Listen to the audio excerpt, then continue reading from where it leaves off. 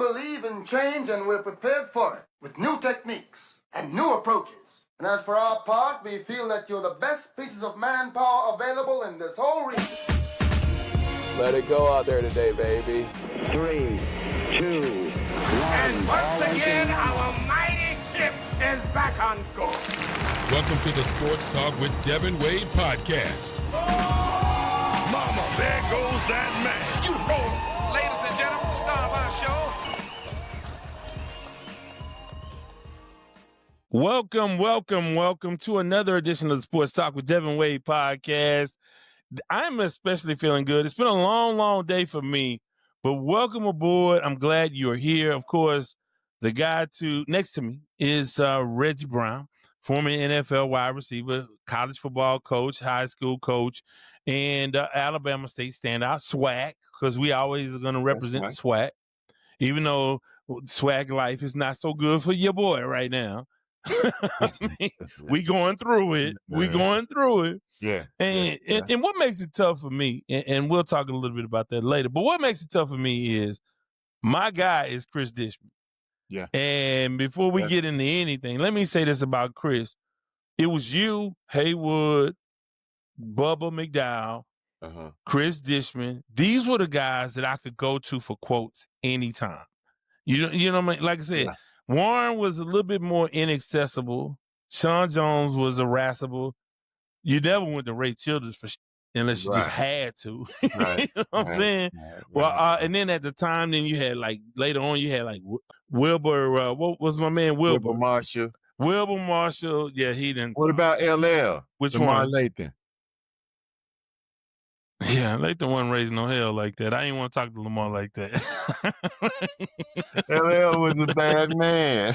It was Hal Smith that was really the dude, if you want to talk about linebackers, right there in the middle. LL had a good career at the Oilers. When he went to Carolina and got with Kevin Green, I think they built that whole Thunder and Rain or something or other, and they both were doing really, really well. And I think is really the legend of Lamar, if you will, kind of rose in Carolina. I mean, okay, now I'm going to give y'all a little inside baseball. So the kind of the joke with Al Smith led the NFL in tackles, right?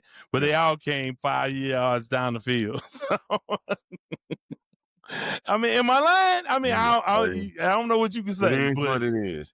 A part of that, though, many people would say was a function of the run and shoot offense that you practice against every day, and you didn't throw the ball around, and so you didn't get that thumping like that in between the trenches. Oh, that sounds good. During the week, and but hey, I can tell you an administrator.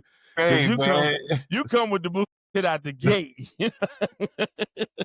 Hey, man, I'm just telling you what the word on the street was, man. Hey, man, we not even 3 minutes in, and you with it. You are with it. Hey, but no, that was kind of the rap on Al Smith a little bit, right? He was a top leader in tackles, but they all came 4 or 5 yards down the field. So I don't know. Hey, man, he made the tackle, and he was a heck of a guy. That's all. And but he was a heck of a player. There's that. He was a heck of a player. He really was. He used to date Tootie as well, Kim Fields. So there's that. Let me tell you a story about Kim Fields, by the way. Oh, my God.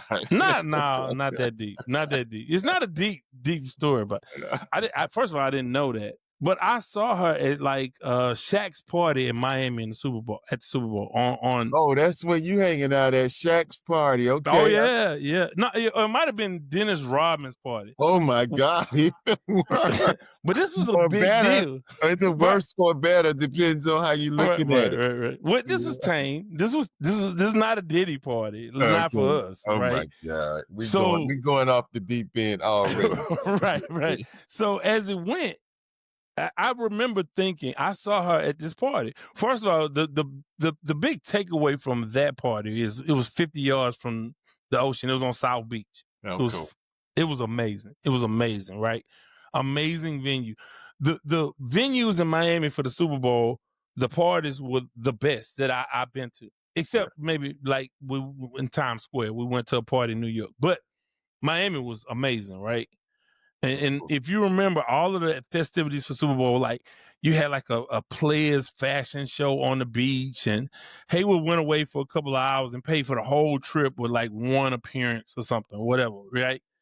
But at this party, the big story was Magic Johnson came through. And this was then. This was, just after all of the things, And I had never seen other celebrities respond to another player like they responded to him. It was wow. It was like, Magic Johnson is here. Magic Johnson is here. Yeah. That was amazing. But I saw Kim Fields, and I'm like, she is better than what I see on TV. Like, she's a little bit more proportional than what you see on TV because she became kind of the fat Tootie on different strokes. Yes. I mean, I'm just keeping it real, right? Facts of life, yeah.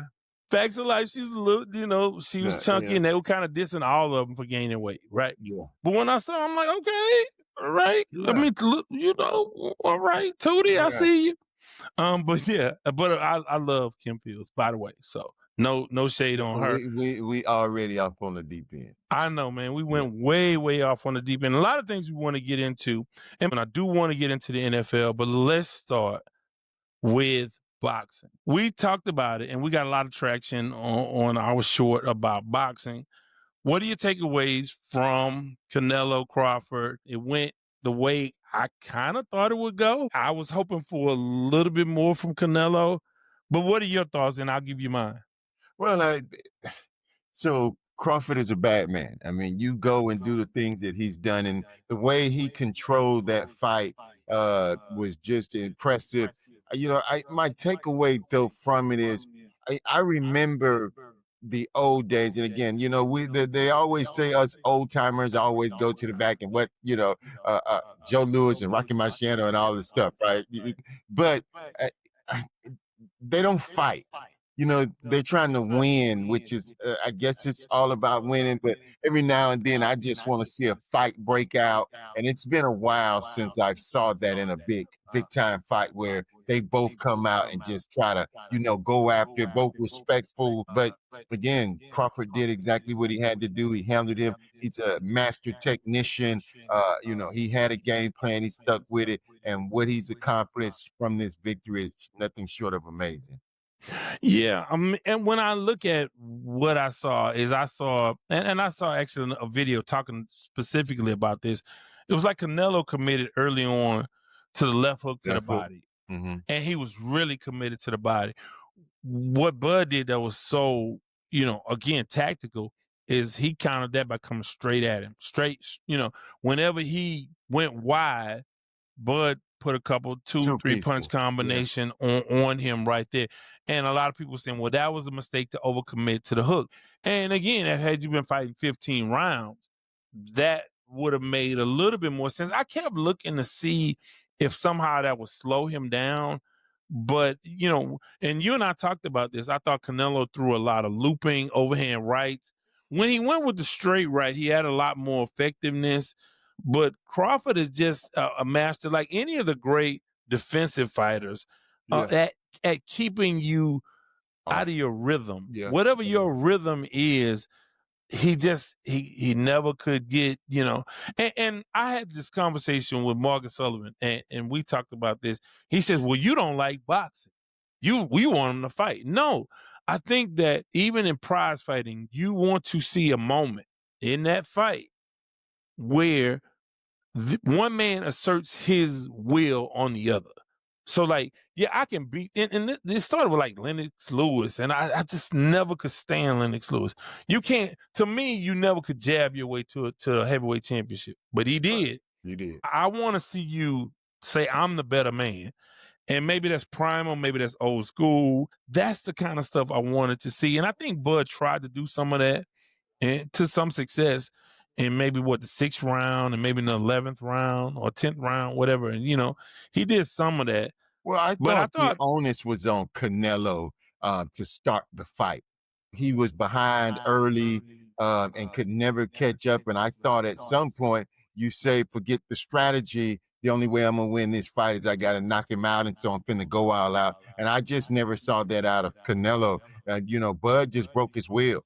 I mean, he just had his number on that night, and I think that this is just setting up for a rematch, and we'll see what happens the next time. But, all hats off to Crawford. I mean, just a professional and all the way that he goes about his business, all the things he's had to overcome, and then to be at this point. I mean, he's a guy that you never saw coming to this point. He just continued to win and win and win, and people underestimated him and said he would lose this fight and he would lose this fight, and he just kept winning.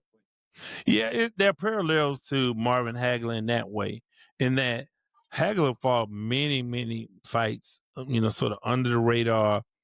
And that's why he had a resentment, I think, and by some reports, he had a resentment for Sugar Ray Leonard and some of the other guys that got to shine when he just continued to win against a really kind of a weak middle class, a middleweight class. And so he didn't have those big matchups that other middleweights had traditionally in their division. And he just went about his business, kept winning, never made a whole lot of money until later on. Right. And, so I do see parallels between Bud and Hagler. But I would say this, Bud is a first-class guy. I thought I had it 8-4. What did you have it scored? About the same. 7-5, 8-4, 9-3. Those that first round was kind of iffy, and who you to give that one to. And I think it was the sixth round was another one, could have went either way. But clearly, Bud just handled him the whole fight and was always in control.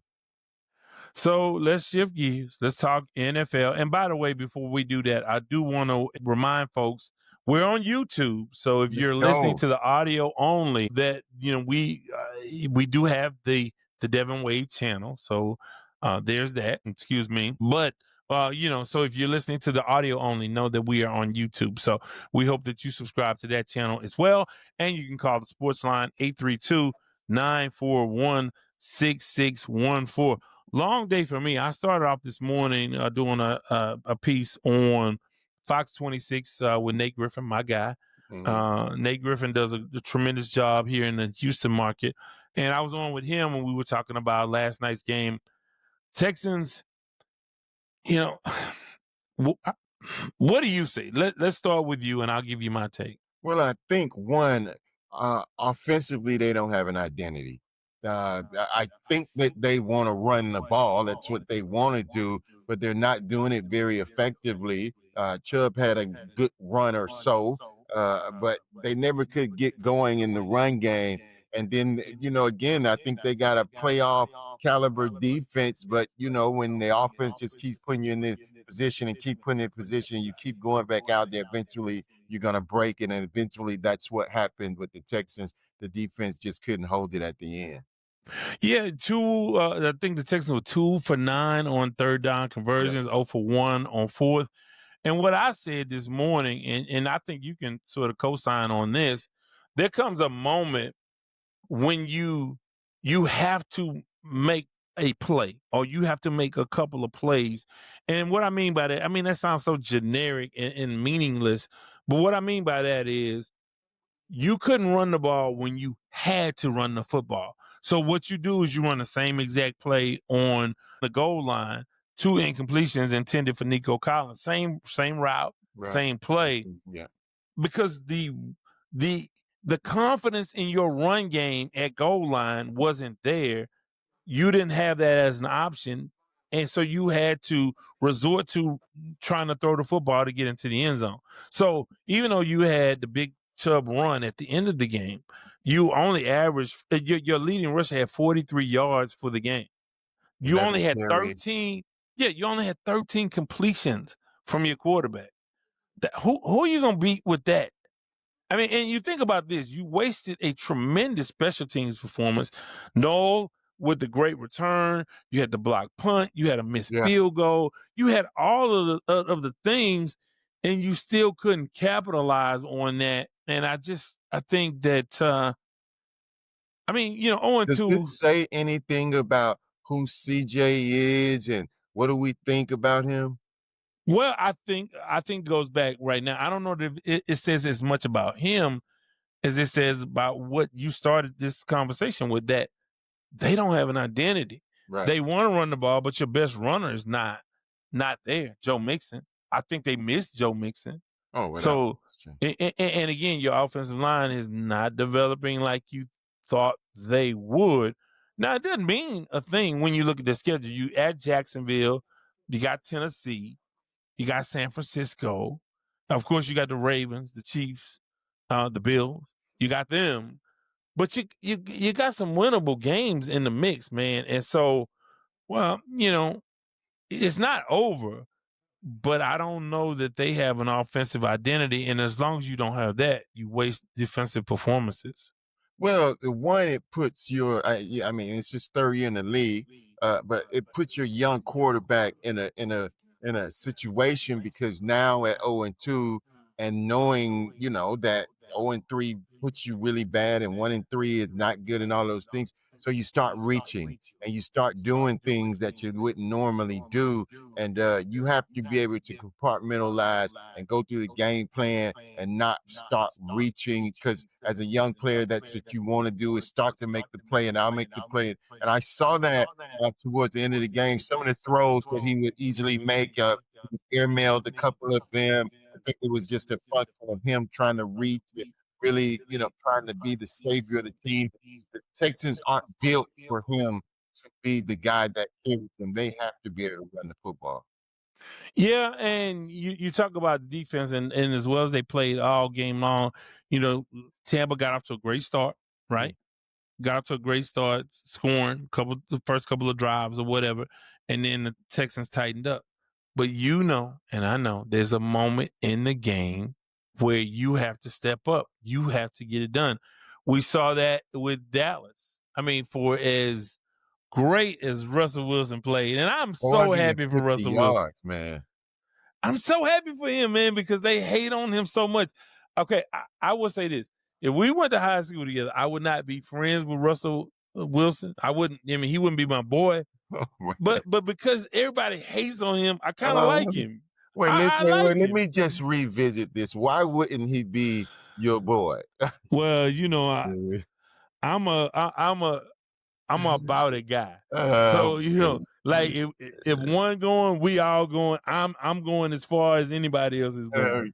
I don't know. That's my insecurity, whatever my issues are. But if we gonna do it, if we gonna drink, I'm gonna drink as much as the everybody. Right. If we gonna fight, I'm gonna fight with everybody. Yeah. I'm going. Yeah. He's not that dude. Right. And even though I don't want to fight, except on the football field. Right. And even though I don't want to fight, if we fighting, we fight. You got to be with your people, And I don't think he's that guy. But and I can see why he's so unlikable. But I think he's just who he is. But as a football player, they wrote him off. He got a bad deal in Denver. I really didn't like what they did to him, Sean Payton. People will forget this because Denver will win games. But what a horrible, horrible, horrible way to treat Russell Wilson. They really were trying to provoke him to get him to cut up so they could, sort of void the contract. If you remember. Well, I think that's toward the middle of the year when they weren't winning. I think that they came in. I mean, you look at the contract that they gave him. They clearly wanted him there. Part of it was before Sean Payton. Before Sean Payton, though. Right. Then when Sean came in, right. He didn't want him. Right. He didn't want him. I mean, he doesn't fit. Well, I shouldn't say he doesn't fit him. I mean, he's the same size as Drew Brees and a similar type of guys. But I think that Russell, he's getting late in the tooth. This is, he's still capable of having games like he had yesterday. I mean, that's a function of a piss-poor Cowboy defense that gives up 450 yards to the Giants of all team. And we talked about Michael Parsons and what they would miss, and they missing a lot. I mean, the Giants ran through them like water, man. Yeah, and I was happy for him, but again, and I think I was talking to Haywood, right? I was like, well, hey, he's having a great game, and I'm happy for him, but he might throw a pick six to cost him the game at the end. Mm. And I don't think it was a pick six, but I mean, obviously he threw an interception late in that game. Yeah. But I mean, a 64-yard field goal. I mean, like Aubrey is automatic, and that field goal was good from. I think that they looked at it, and it was good from 68, 69. Ooh. What can you do with that? He says his range is 71. Wow. I mean, Yeah. I believe him. You can't doubt him. But Yeah. so that was big. I think, despite the fact that they got the win, that out of all the 1-1 teams, they're clearly not ready. They're No, not ready. it's They're the not it. Cowboys. It's the Cowboys, and those were the Giants, and somebody got to win it, and it took Right. overtime for it to happen, and I thought at some point we was gonna have a tie. Let's talk about your guys. I mean, looking at 0-3, man. Yeah, standing Looking right at in your face. 0-3. Is it over for McDaniel? Is it over? I mean, is he dead coach walking? Yeah, obviously as a Dolphin fan, I'm optimistic and I keep saying week in and week out, but I've been doing this for 50 something years of saying they're going to get it together and, they don't get it together. But man, you just see what happens and then they keep getting the injuries and you can't close a game and you're up and you return a punt and then they return a kickoff and it just says something about the climate and culture of the football team, and you just can't find a way. At the end of the game, Tua finally has a decent game, and then at the end, he throws an interception and all of that stuff. McDaniels, I heard someone say he'll go back to San Francisco and be the senior game pass coordinator or something, going on about his business. So what do you feel that should be the case? Do you think that there's a way for him to redeem himself? Do you think there's a way out of this mess? I Well, mean, there's only one way. What would a win do against Buffalo next time out? Well, I mean, that a win on Thursday night obviously will change the trajectory. But you got to go out and you got to win. And those light switches don't come on in the NFL, or very rarely do they come in. You are who you are. You are who your record says you are. You've been playing poorly, and now you're gonna have to have an almost perfect game to beat Buffalo. But crazier things have happened in the NFL, and certainly I'll be rooting for the Dolphins come Thursday night. So what is the root of the problem? I think it's everything. You don't have a defensive backfield. You can't stop the run. The offense is not running the ball. I mean, A-Chain, he's had 13 touches, 14 touches, 15 touches, something like that. So the offense is going through A-Chain instead of attacking Waddle and Hill, and don't trust the offensive linemen. Two offensive linemen that are down so they don't protect. So then all of a sudden you start trying to run trick plays and stuff to get people in space, and it's just not working. Yeah, well, like I said, I thought that they had sort of turned it around that first half. They went down early and they came back at halftime. I think they had to leave, right? Mm-hmm. And so, yeah. So looking around the league, man, quarterback injuries are starting to rear their ugly heads. Wait. Are we not going to go to Aaron Rodgers? We just going to skip over Okay. Aaron? He didn't do anything wrong. That trash late game interception was meaningless. Okay. So what ended up happening was the special teams miscue. Remember, they were just down. They were getting the ball down by a field goal, right? They were down by, it was 13-10. They kicked off to him, and rookie didn't understand the rules. I guess, did it touch him, but it didn't? It didn't really matter because the ball landed in the landing zone. In the landing zone, yeah. No, I'm not clear about the rules, but I'm not in the league, so I don't have to know the rules like that. He should have known the rules, and Seattle just picked up a cheat. You get on the ball. I mean, you get the ball. You don't ever leave the ball there. I don't care what the rule is about a landing zone. That's football 101. That's Pop Warner and, throw up and tackle in the hood. You get on the ball. Yeah, so with that, they go down 10 points. I think they scored again, but it didn't matter. And then he threw a late interception. I mean, they had action. Obviously they didn't perform the way they did against the Jets. They had action on that game. Well, I think the bigger issue is that defense not being able to be counted on the way that they have. And I think under Mike Tomlin, that defense will round into shape. Of course. So, jury's still out. We'll say that. Can we say that? Jury's still out on Aaron Rodgers? I think beginner's luck is running done ran out, and now we'll see the Aaron Rodgers that we've seen for the last 3 or 4 or 5 years now. So can you at least start your Aaron Rodgers apology letter? You don't have to finish it, but can you start, "Dear Aaron Rodgers, and just wait for the rest of it?" Oh, I'm convinced of what it'll say. Aaron Rodgers had a great career. And Four kudos to him. touchdowns. I think he tied Brett Favre last week with his touchdown this week for a number of touchdowns that he's thrown. I mean, you think about that. Him and Brett Favre were teammates, and he sat behind Brett Favre, and just a heck of a job by the Packers to have Brett Favre and then transitioning to Aaron Rodgers. Do you think And that then transitioning to Jordan Jordan Love. Love? Yeah. Wow. Let me ask you this.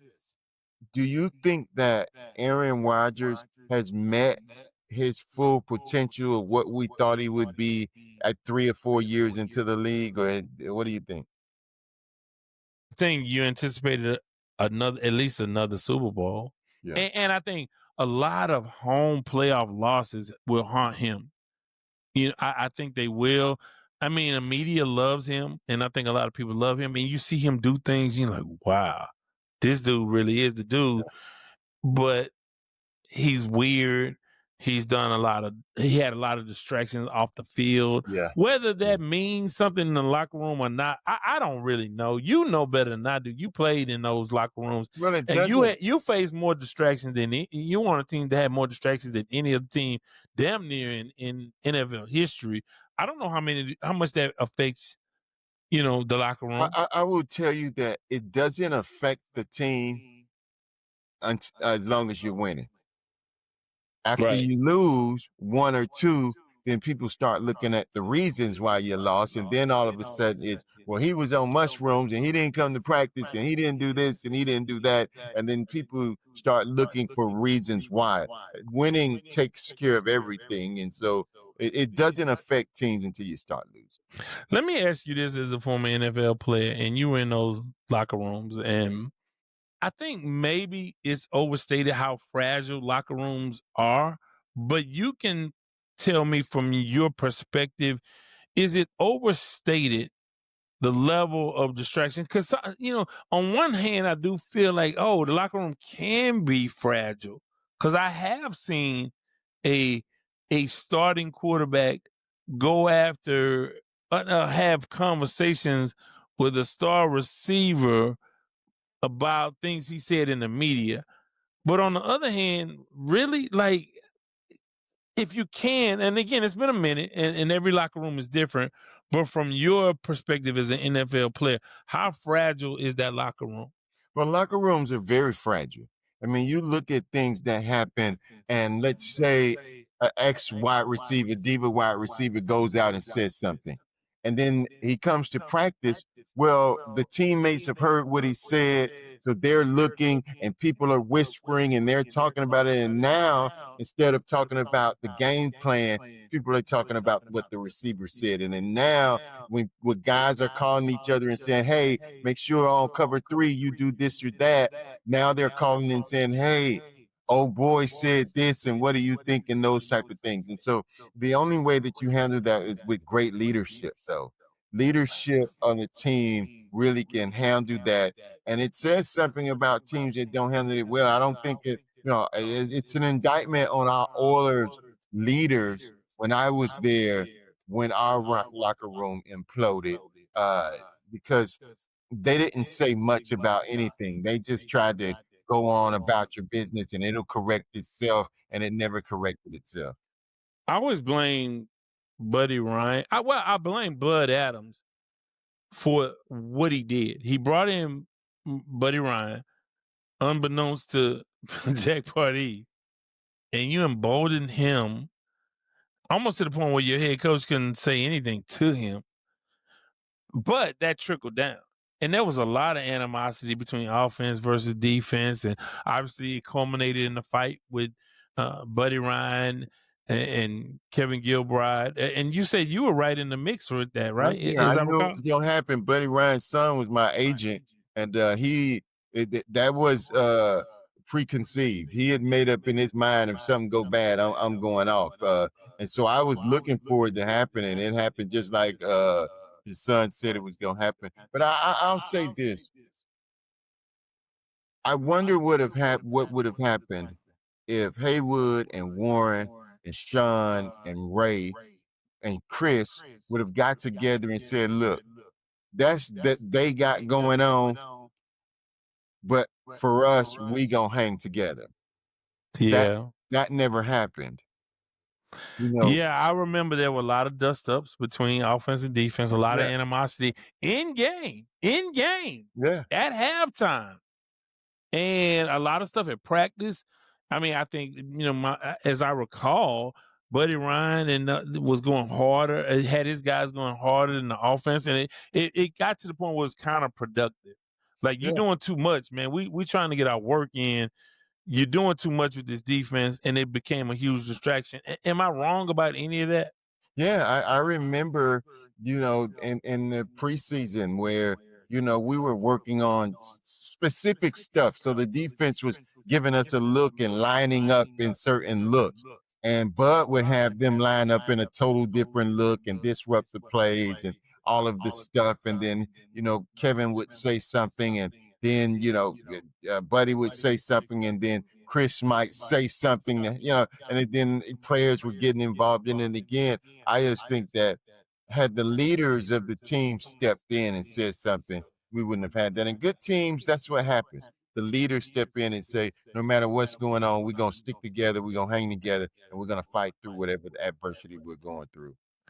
I always thought that Jack Pardee, and again, we didn't intend on talking about any of this, but since I have you here, and I've had these conversations with on your former teammates and on various levels about different things and different aspects, and maybe I'm the one to write the book because I've talked to about 10 Oilers all the time, Right. but I always thought that Pardee was a little bit of a victim of optics. He never looked like always looked a little bit disheveled. He always looked a little bit lost, a little bit like he didn't know. But at the same time, his teams were really winning a lot of games to the very end. What are your thoughts on Jack Pardee as a head coach?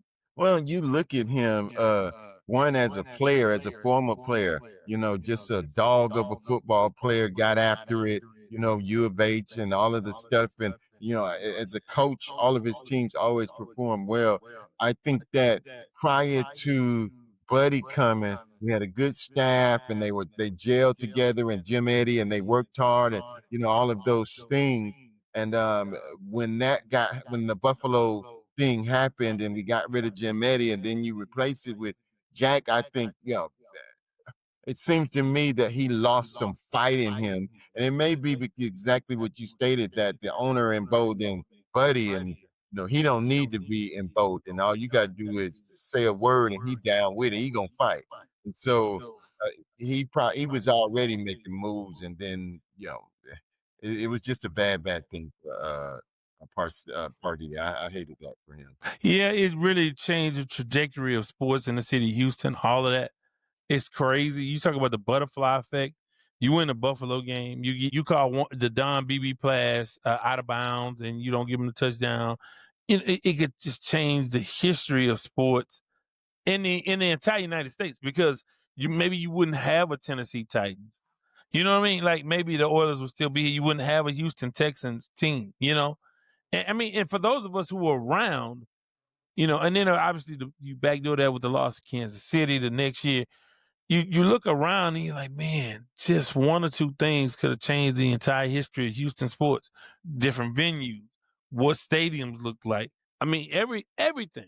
I talk to Haywood all the time about, had you guys just got to the Super Bowl, if you had gotten to a Super Bowl, how much more money would all of y'all had made if you had just gotten there? Well, for me, it's even more deep than that. The Buffalo game, if you remember, I was on the practice squad that year, and they called me in before the Buffalo game and said, look, we're going to sign you to a contract for next year, and your signing bonus will be the playoff money. squad players don't get playoff money. So if they told me that, hey, if we win one game, you get that money, 2 games, 3 games, et cetera, et cetera. So at halftime on the Buffalo game, I'm already counting them ducats like, let's go. I know I'm finna get the check for this one. Plus, there's a check for the winner or lose for the next round. So, I'm adding my money up. And then all of a sudden, damn. We know what happened. Yeah, toughest thing.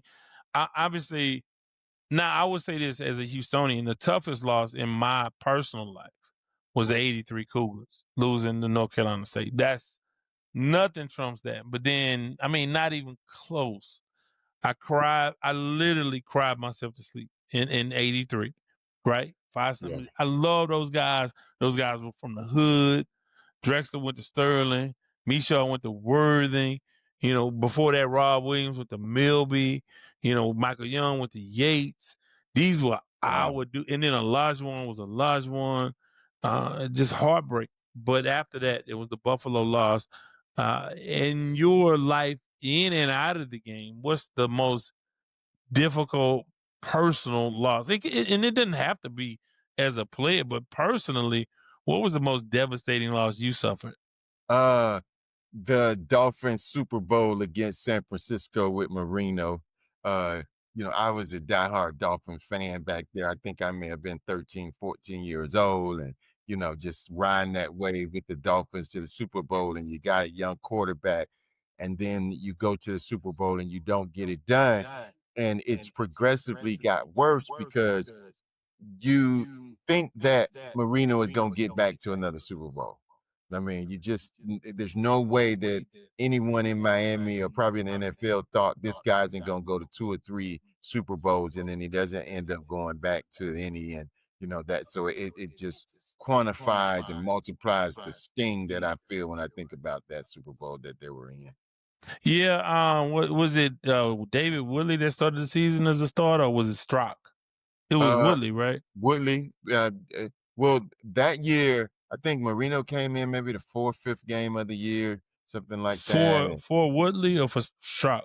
Woodley, yeah. Okay, yeah. Strock was a little bit older. He was the older guy. Woodley came in, and Now, Haywood mentioned this. Is Nat Moore one of those guys, the Duper or one of the marks? But don't they live here? Somebody lives here.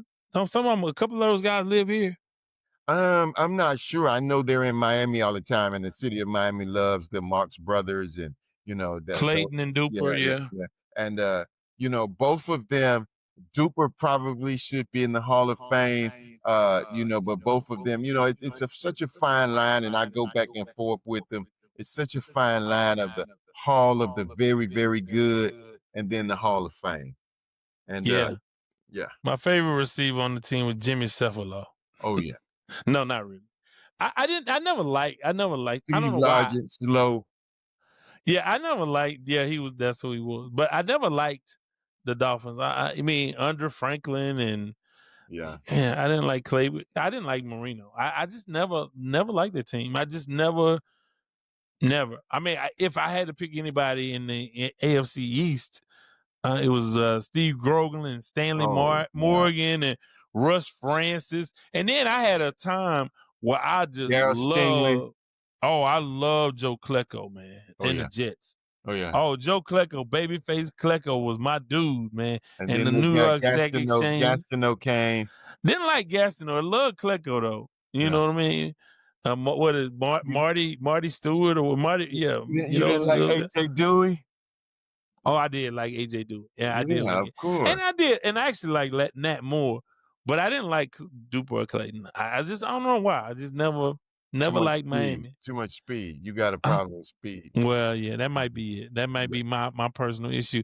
Let's talk a little bit about, and you mentioned this, and maybe prophetically, you talked about Cincinnati and Joe Burrow. Now it seems like this season is done, and that just makes way for Aaron Rodgers. But you talked about Burrow going down.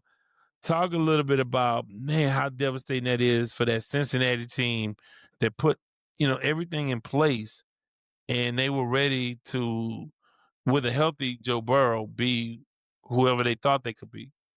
Well, I think one, you feel bad for the player. No player wants to be hurt. Players want to play the game. And when you get a label as a injury prone, that's a tough label right there for a player because you have no control of what happens to your body and you work hard and you put yourself in a position. And so my heart certainly goes out to him just from a player perspective. And then Cincinnati be Cincinnati, man.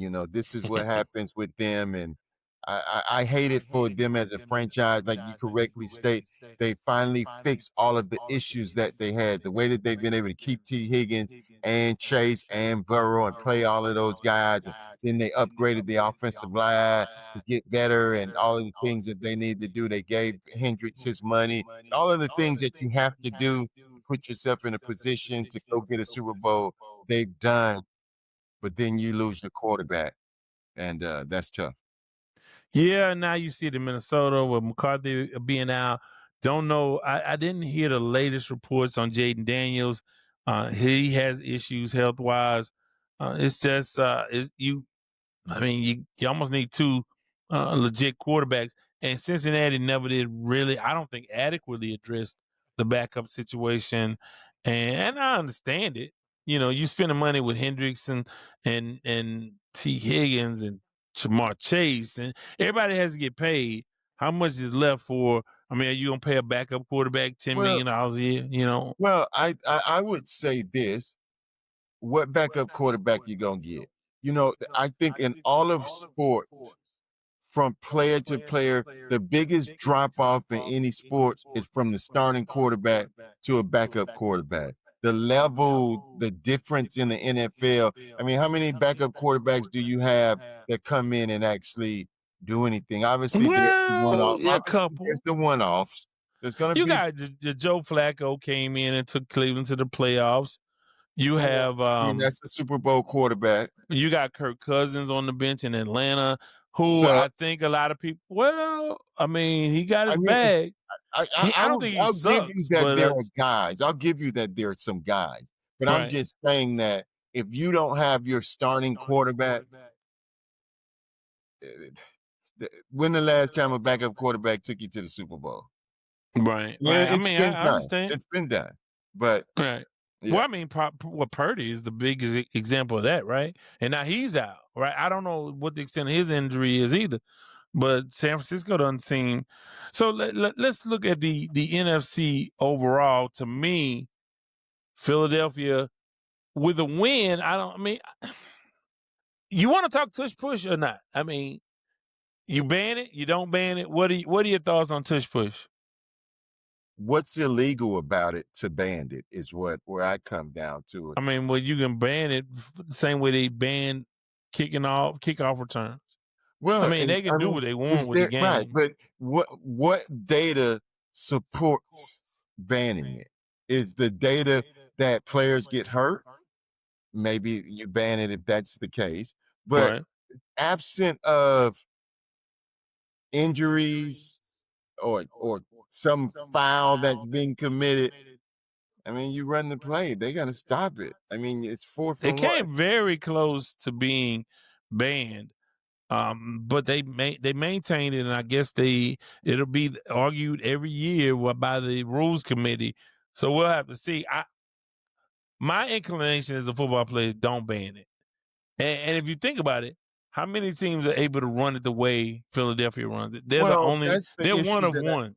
well, that's the issue that I have. They're one of one, but I haven't seen many teams try to do it the way that they do it. I mean, you just get low, you get people pushing the quarterback. And I'm shocked that more teams don't actually do it, particularly on 4th and 1. I don't But even how many teams had a kind of, you talk about the squatting abilities of Jalen Hurts. You remember Kansas City on a goal line with Oakland. It was Oakland at the time. Pat Mahomes broke his leg on one of those plays, and he will never run another one of those. I don't think. I well, mean, I just think that, every football play is about execution. So they execute the tush push really, really well. And I'm just shocked that more people don't execute it or even try to execute it to that level. You know, when you can go 3rd and 1 and 3rd and 2 and just run tush push for both of those plays, and with the assertiveness that you're gonna get the first down, that's a heck of a weapon, man. And I really just don't understand why teams don't try, particularly teams like the Texans, for instance.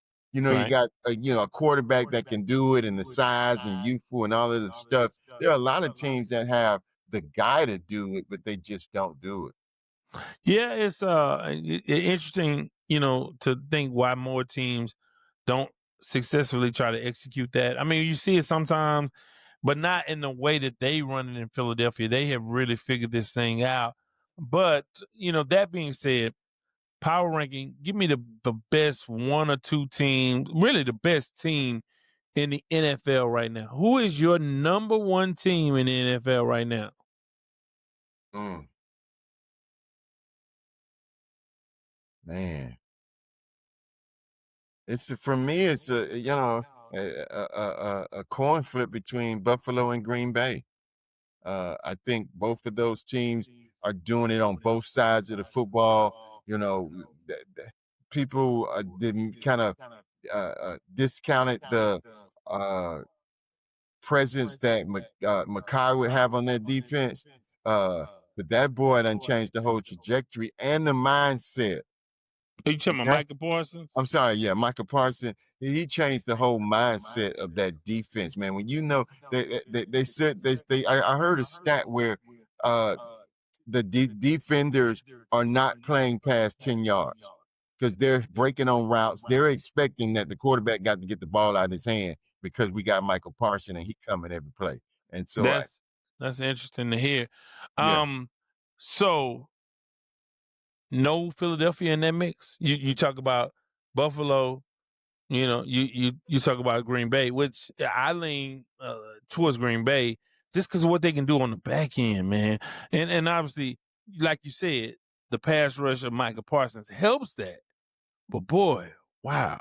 I mean, that Well, back end is really good, and we saw that against the Commanders. Well, I think that with Philadelphia, certainly they're a Super Bowl contender. And, if I were betting in Vegas, those would be the ones that I would probably go put my money on because they don't win with style points. During the year, they have their ups and downs. They lose a game here, this and this and this.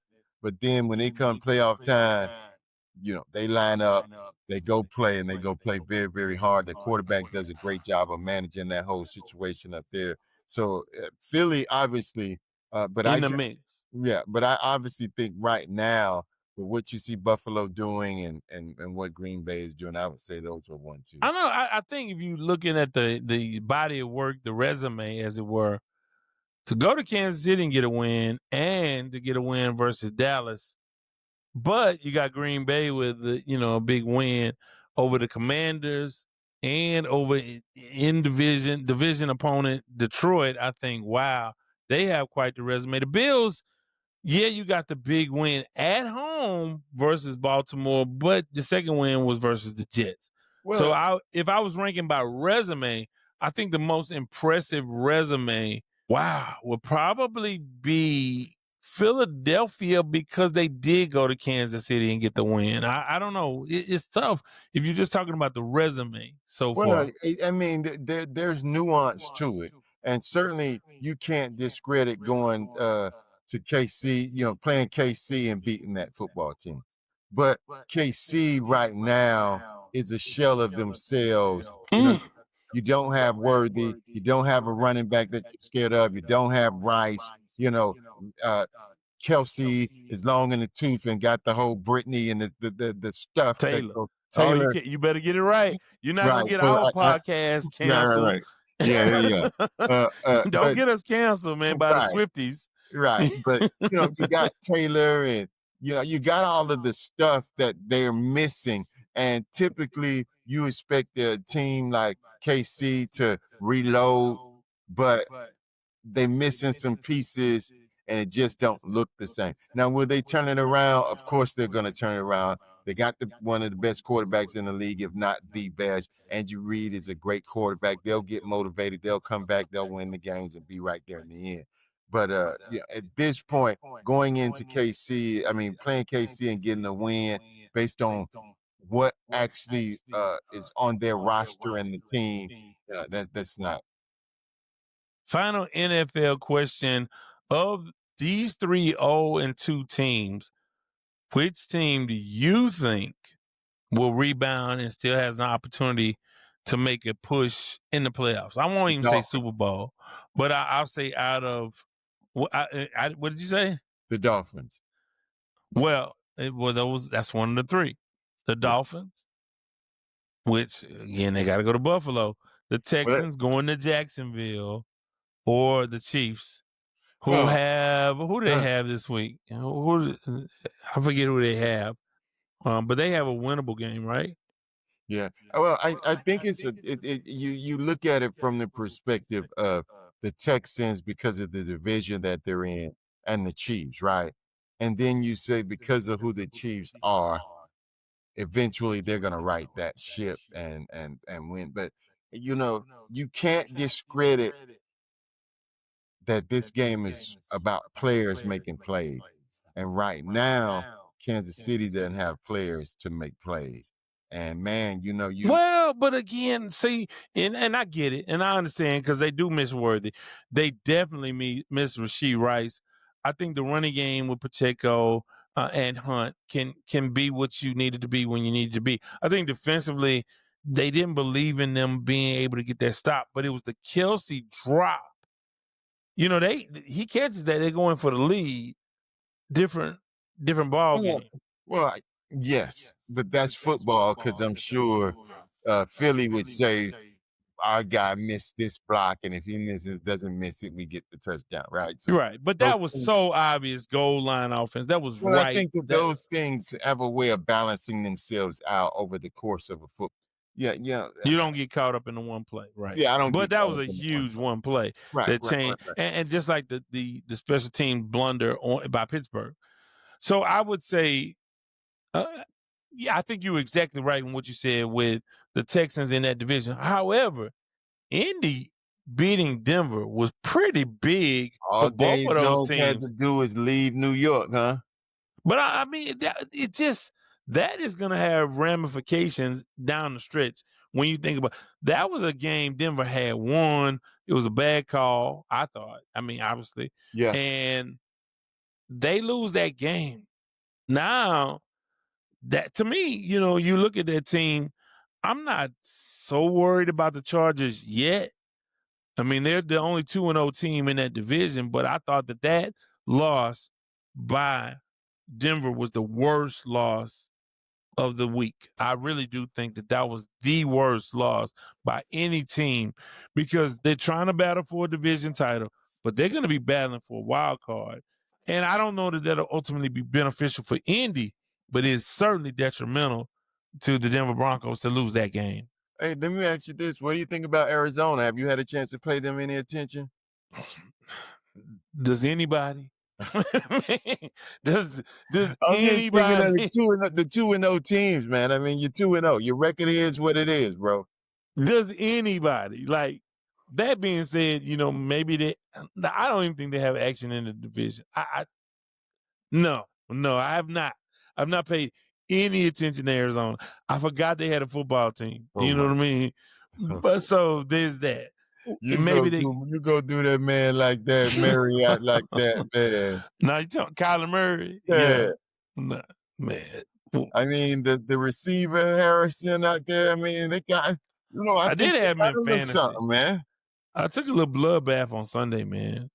Some guys didn't come through for me.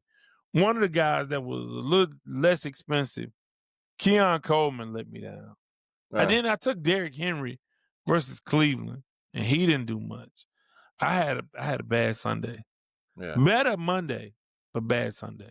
Well, good. Sunday night was okay. So, I'm on the DraftKings. Before we let you get out of here, let's talk swag. Alabama State, let's talk about school. What's on the horizon for them? And I'll tell you a little bit about TSU. Well, we got a bye week this week. as we prepare the following week to go down to Tallahassee. And so, Wow. the bye week comes at a good time where we can get ourselves together, get healthy, and then hopefully we're able to go down there and beat the Rattlers. I believe that we're going to get it done. Body has to be body. He has to take off and run. We got a couple of receivers that are really got game-changing speed. Jones he just went off last week. So, it's setting itself up, and I'm excited about it. I'm looking for my ticket right now. I'm going to be in the place, man, for that game. Wait a minute, you on there? Bro, we got Valley. You don't want to come to Itabena with us? Well, I got nightmares in Itabena where I got my knee tore up in college, man. That's what I got. And they took me to the corner store where the the clerk was the doctor, man. So they took you to the back room, huh? And I can't believe riding down there, man, and seeing that cotton down there in Mississippi, man. Man, look, wow. the very first time I went to Mississippi, we were playing Mississippi Valley State. And we rode down the Delta. And obviously it was in the fall. So I guess they had already harvested or were harvesting cotton.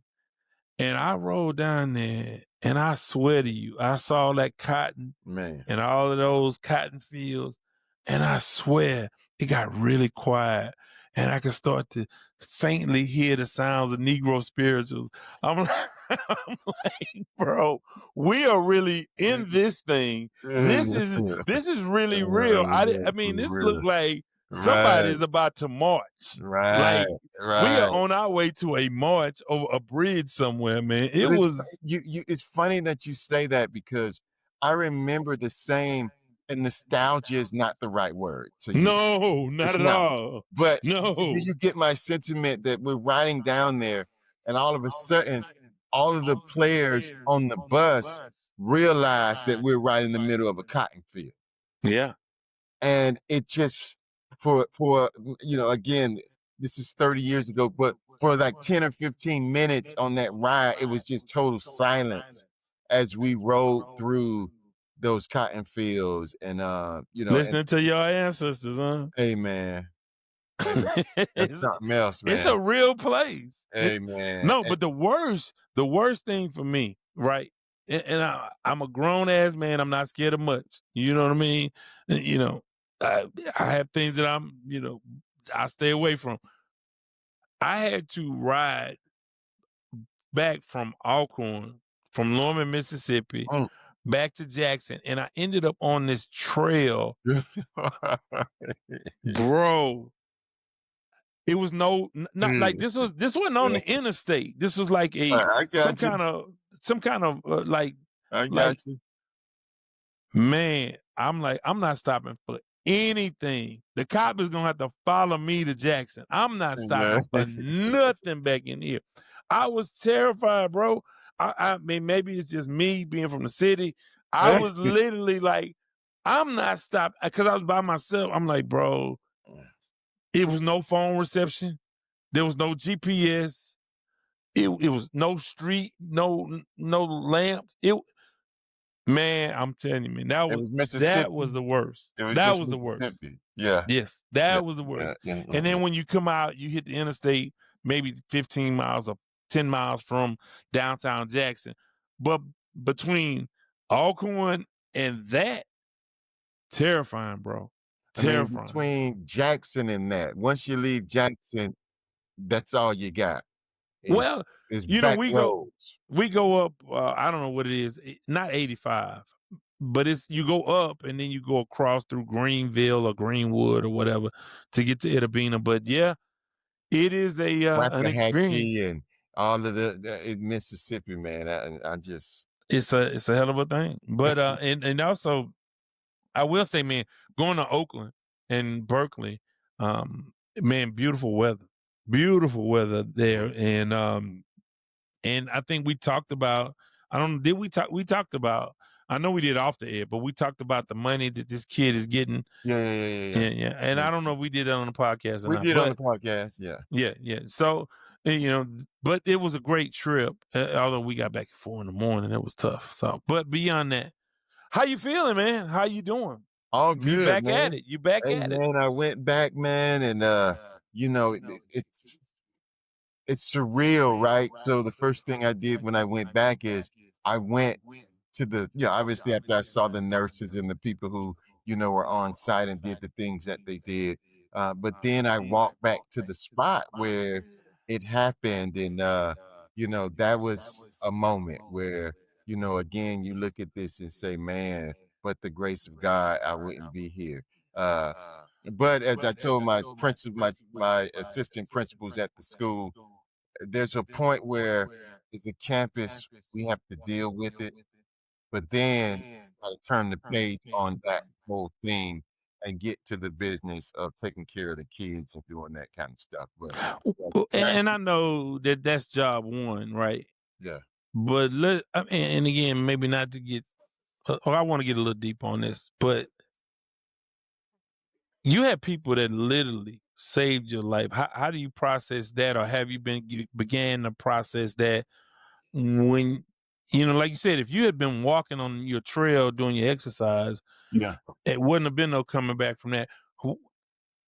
You have the rare experience of someone literally, or some people literally saving your life. Have you been able to process that yet? And how do you repay that? Obviously, it's divine, so you give praise to God first. But how do you process that?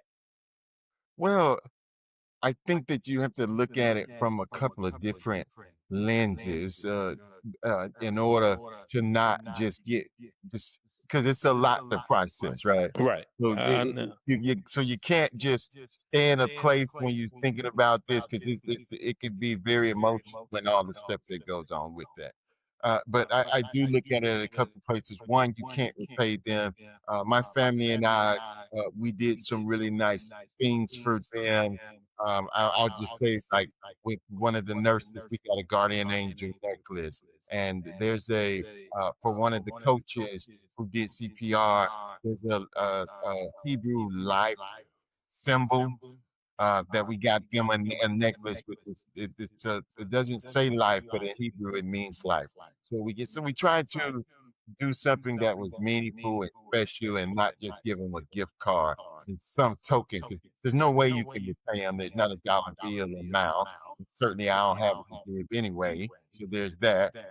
But so you try to do something to say that you're special and I'm indebted to you. Obviously, all through this process, I've called them often when after my surgery, I called them and thanked them. And, every week or so you call them and thank you and all of that stuff. And then when I got back on campus, to see them, in person, having not seen them since the whole thing was surreal and emotional and all of that stuff.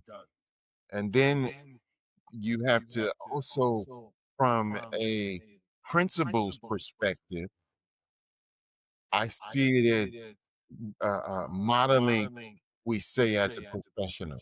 When we go and do our professional development and the nurses and the coaches go to the CPR training, they're not messing around. My guys, my people took it serious and learned the stuff that they needed to do. So when something happens, they were ready for it and did an amazing job.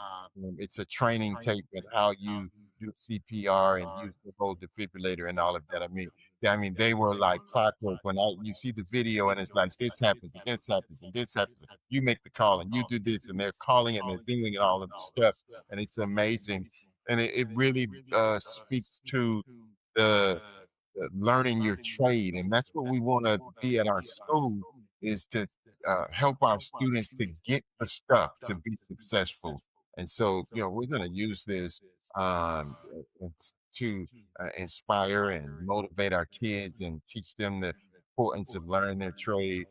But there is no dollar amount that you can put on this, and there's no amount of times you can say thank you to the nurses and the coaches who saved my life. Yeah, and I know that if I was a parent at that school, that would make me feel much, much better about any medical emergencies. And on a lighter note, 2 words for the people that saved your life: job security. Well, Come when you want, leave when you want, do what you want. You good. well, I will tell you this, right? I'll tell you this. They good. They sure enough good. They sure enough good. Oh But man. But yeah, if it's you always a don't do but. right by my kids at that school, I'm Right. gonna get rid of you, and Yeah. I'm gonna Yeah. love you for saving my life, and I'm gonna send you the card on Christmas and all of that. But you don't do right by my kids at that school, you got to go. Right. Well, like I said, Yeah. you know me, you know how we think. Yeah. Job security. For you sure. know what For sure. mean? I Like, mean, I'm it's good. bona fide. I mean, they ain't going nowhere. They ain't Right. short of hitting the kid, they gonna be good. Right, bro. So You sure write me that. up. Bro, Yeah, I yeah. saved your life. You know. And you know, I will tell you this too. There is the surrealness in all of this is when, we say these cursory things of he saved my life, this Right. to hear yourself say that and to know that somebody, literally saved your life, that situation, could have went wrong. I mean, again, they just a training tape. You think Yeah. about all the things that go with it. You go calling that one of them was doing CPR and another one was putting pads on me to get ready for the defibrillator. And then one of them got tired from doing the CPR and they So they switched switched out. out. Yeah. And so it was just, just a masterful. And then, but when you really conceptualize that idea that they saved my life, and that So really, yeah, and I'll say this, and I actually saw the same thing with my mom, and that was in the hospital. That was crazy, and the level of communication. And it sounds like your team did almost a similar thing to what they did in the hospital, and these were really trained professionals. It was the craziest thing I ever seen in my life. Obviously, it didn't ultimately work out. She lived for a few more hours, but they resuscitated her right there. So it, my reaction to most things is to try to find some levity in it, some humor in it. So I joke about it, but I obviously understand. I was with you in the hospital. I realized the gravity of the situation, and instead of me, sort of getting bogged down, my way is to inject humor. So I'll say things like job security.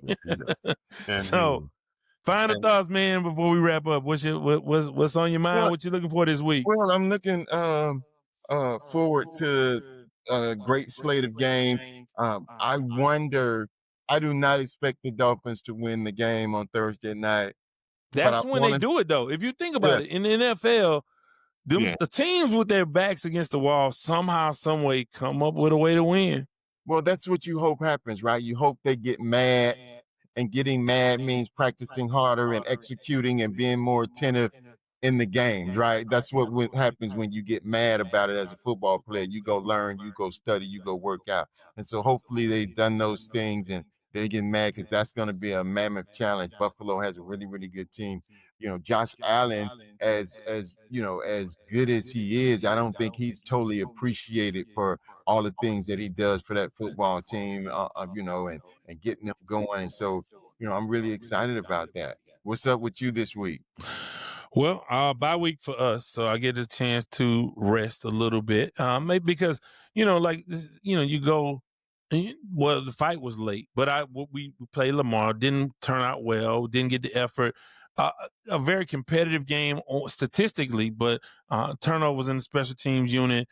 You had a fumble snap that was returned for a touchdown by the punter. The punter couldn't handle the snap. It got knocked away from him. They picked it up, returned it. They blocked another punt for a touchdown. The Tigers threw a touchdown, called back for holding. Another offside, a false start penalty. That's 20 yards added. You attempt a field goal. That gets blocked. So it Does was the just. special teams coach have a job this week? Well, he Right. won't be coming on the show, so he's not a part of the special teams unit. But the thing is, the special teams have been the shining unit on this ball club. You had, long returns, great punting. You had one field goal attempt that you converted. You had no problems. And, that finding a way to lose kind of thing happened to him.